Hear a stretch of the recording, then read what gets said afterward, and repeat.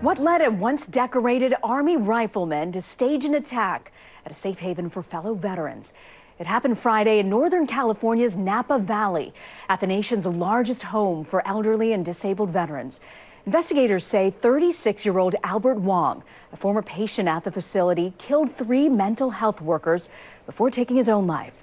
The victims include Dr. Jennifer Gonzalez, who was 7 months pregnant.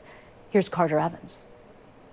36-year-old veteran Albert Wong simply walked into a going-away party here at the veterans' home. He was dressed in body armor and heavily armed when he opened fire. He was armed with an M4-style rifle, 15 to 30 shots fired against the deputy. He walked in with a rifle, so I think people had a pretty clear understanding about what was going on. SWAT teams rushed to the campus, but Wong had already barricaded himself and taken hostages. Executive Director Christine Lober, Dr. Jen Golick, and Dr. Jennifer Gonzalez, all 3 worked for the Pathway Home, a group that does therapy for veterans with PTSD. Wong, seen here in a group photo with Lober, had been asked to leave the group months earlier for unknown reasons.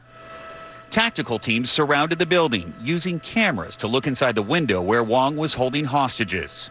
There has not been any confirmed communication with the gunman since about 10:30 this morning. The veterans' home stayed on lockdown for nearly 8 hours before police made their move. Law enforcement personnel made entry into the room where we felt the hostages were being held and unfortunately made the discovery of 3 deceased females and 1 deceased male suspect. Military records show Wong was awarded 4 medals, including one for marksmanship while serving in the Army infantry. He spent a year in Afghanistan. Yountville Mayor John Dunbar knew Christine Lober's dedication personally. She would sleep in her office more often than not because she had to be here for covering a shift overnight if another staff member couldn't be. There are security guards here at the veterans' home, but the association that represents them says they are not allowed to carry a weapon. The California Department of Veterans Affairs now says it will be reviewing all security procedures here. Rena? Carter, thank you.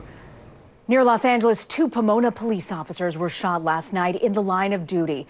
One of them died. Police today escorted the body of Officer Gregory Casillas to the coroner's office. He was 30 years old. The other officer is expected to recover. The gunman was arrested today after a standoff. The Justice Department announced today that it's taking steps to ban bump stocks.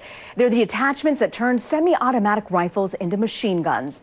President Trump ordered the Justice Department to look into the ban after the Parkland school massacre last month. A bump stock was not used in that attack, but they were used in last year's Las Vegas massacre. The ink was barely dry on Florida's new gun law when the NRA filed a federal lawsuit yesterday, arguing that it's unconstitutional. Nikki Batiste has more on this. The families of Parkland shooting victims watched Governor Rick Scott sign a new gun bill into law. But the National Rifle Association called the measure invalid. I'm going to do what I think are common sense solutions. The legislation, named for Marjorie Stoneman Douglas, raises the minimum age to purchase firearms from 18 to 21. The NRA says that age limit, quote, is an affront to the Second Amendment and particularly offensive with respect to young women. In Florida, 19-year-old Brittany Humalea says she wanted to buy a firearm to defend herself. If I don't feel comfortable, then I would feel way more comfortable with a gun. Jamal Green is a constitutional law professor at Columbia University. The states and the federal government distinguish between 21-year-olds and 20-year-olds for drinking, for example. This is not out of the ordinary. Green says the NRA's lawsuit does not have much chance of success. The Supreme Court has said that even though people have a right to bear arms, it can be limited. Only 25% of Florida House Democrats voted for the bill, which provides new mental health programs for schools and allows some teachers to be armed. But Florida legislators rejected a ban on assault-style rifles. Never again! Something fought for by Parkland shooting survivors. Green says Florida's move could inspire legislators in other states. Given the recent activism around this issue, I can very easily see a number of states that have age limits of 18, as Florida did before, raising their age to 21. Well, these students have pushed so hard in Parkland for new gun laws. What's next for them, Nikki?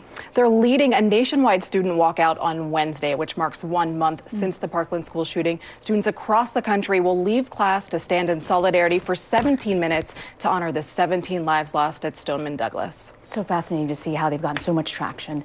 Nikki, thank you.